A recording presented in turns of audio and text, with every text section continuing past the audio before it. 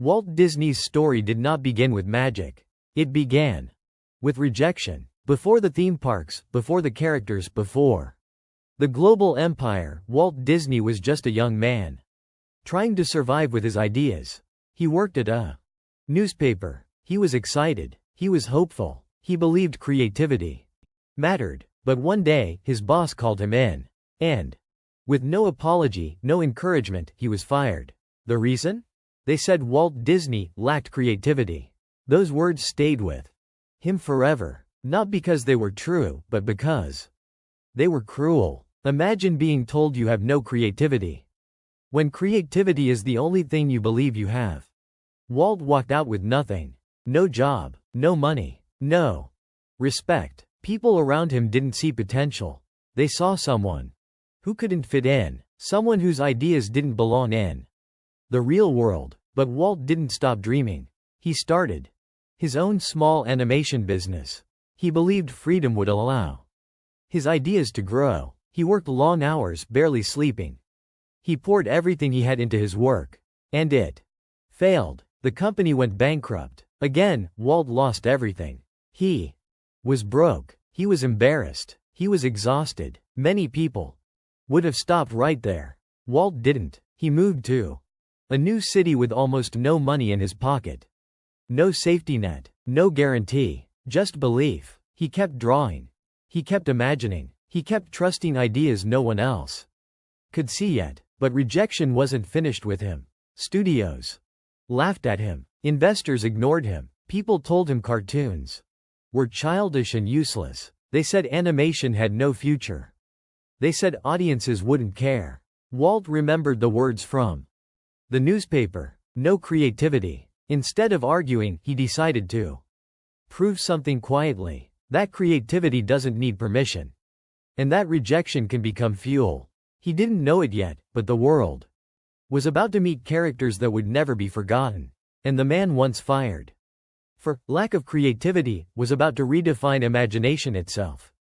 After moving to a new city, Walt Disney lived on almost nothing. He slept in small rooms. He ate cheap food. He worked long nights with tired hands and tired eyes. But he kept drawing. He started another animation studio.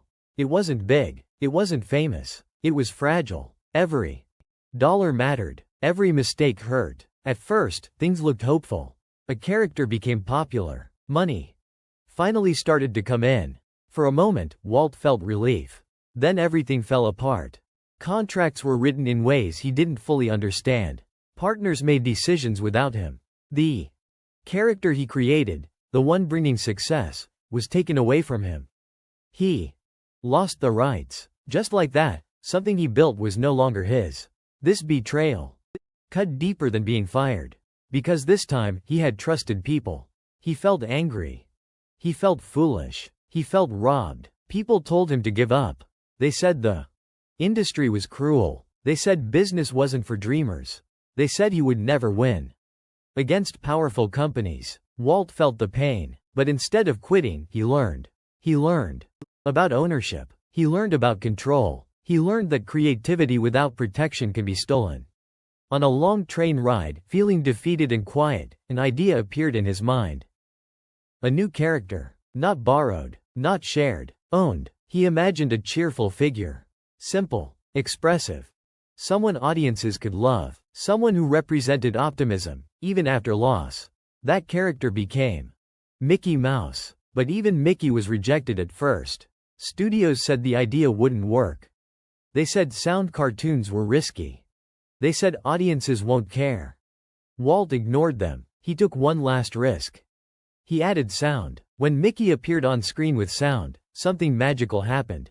People laughed. They clapped. They remembered. For the first time, the world noticed Walt Disney, not as a failure, not as someone fired for lack of creativity, but as someone changing entertainment. But Walt didn't. He wasn't careful, so he worked harder. He protected his ideas. He pushed innovation. He demanded quality. While others copied, he created. While others played safe, he experimented. And slowly, the man once rejected began building something unstoppable.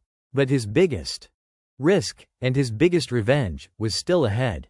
Because Walt wasn't satisfied with cartoons. He wanted to build a world. As Mickey Mouse became popular, Walt Disney finally felt momentum. But he was not satisfied. Success in cartoons was not enough for him. He believed imagination should not stay on a screen. He wanted people to walk inside stories, not just watch them. When he shared this idea, people laughed. They said cartoons were for kids. They said adults would never care. They said building a world from imagination was impossible. Even people close to him doubted him.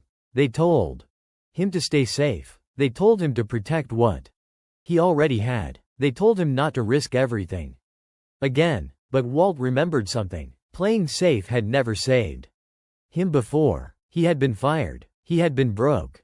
He had been betrayed. And still, imagination was the only thing that kept him alive. So he took the biggest risk of his life. He decided to build a place where stories would come alive. A place where families could escape reality. A place where happiness was designed intentionally. People called him crazy. Banks refused loans. Investors backed away. Critics mocked the idea. They said no one would pay to walk through a cartoon. Walt didn't argue. He sold personal assets. He borrowed money. He put everything on the line. If it failed, he would lose everything again. Construction was stressful. Problems appeared every day. Costs went higher than expected. Doubt surrounded him constantly. But fixed details. He imagined what others couldn't yet see. When the park finally opened, it wasn't perfect. Some things failed. Some things broke. Critics returned with harsh words. They said the dream was over. Walt didn't panic. He adjusted. He improved. He listened to visitors. Slowly, something incredible happened. Families loved it. Children smiled. Adults felt joy again. The park grew. The same idea people laughed at became something the world had never seen before. Walt Disney had done something no one else dared to do. He turned imagination into a destination. The man once fired for lack of creativity had created a place built entirely on creativity. But success came with a new challenge. Because when you change the world watches you closely. And pressure was about to test him in a new way. As Walt Disney's dream grew, the world began to watch closely. The success was no longer small. It was global. People traveled from far away to experience what he built. Families trusted his name. His characters became part of childhoods. His ideas shaped how people imagined happiness. But success brought pressure. Every decision mattered. Every mistake was noticed. Every failure was magnified. Walt worked harder than ever. Long days, late nights, endless meetings. He believed that if he relaxed, everything could fall apart. Some people around him said he was too demanding. Some said he expected perfection. Some said he pushed people too hard. Walt listened, but he didn't change his standards. He remembered what rejection felt like. He remembered being told he had no creativity. He remembered losing everything more than once. He refused to let carelessness destroy what imagination had built. Behind the scenes, the pressure affected him. His health suffered. Stress followed him constantly. He carried responsibility, not just his work. Critics returned in new ways. They said he was controlling. They said he was unrealistic. They said the magic would fade. But Walt understood something deeper. Magic does not survive without discipline. Creativity without structure disappears. Dreams without effort collapse. So he continued. He expanded ideas. He planned future worlds. He imagined stories that would live beyond him. He wasn't building for applause anymore. He was building for legacy. The man once fired for lack of creativity was now shaping how generations would dream. And still, he stayed focused. Not on revenge. Not on proving people wrong. But on creating something meaningful. Because real revenge isn't destroying your critics. It's outlasting them. And Walt Disney was doing exactly that. But the final lesson of his journey was still ahead, because legacy is only proven at the end. In the end, Walt Disney's story was never about cartoons. Cartoons were just the beginning. The real story was about a man who was told his greatest strength did not exist. Being fired for lack of creativity could have destroyed him. It could have silenced his ideas forever. Instead, it sharpened them. Every rejection taught him resilience. Every failure taught him patience.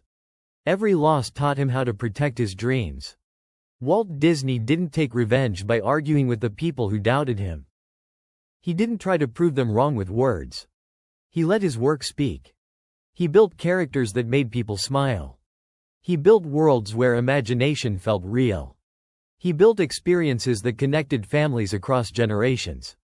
The same industry that once rejected him later followed his lead. The same critics who laughed later admired his vision. The same world that doubted him now lives inside the imagination he created. That is real revenge. Not anger, not pride, but impact. Walt Disney proved something timeless. Creativity doesn't need approval. Dreams don't need permission. And rejection doesn't mean the end. Sometimes, rejection is just the beginning of something bigger than anyone can imagine. The man fired for lack of creativity didn't just succeed. He redefined creativity itself. And that is why his legacy will never fade. This was Infinity Revenge Story. Every story here reminds us of one truth. When the world doubts you, let success be your answer. Because the strongest revenge is success.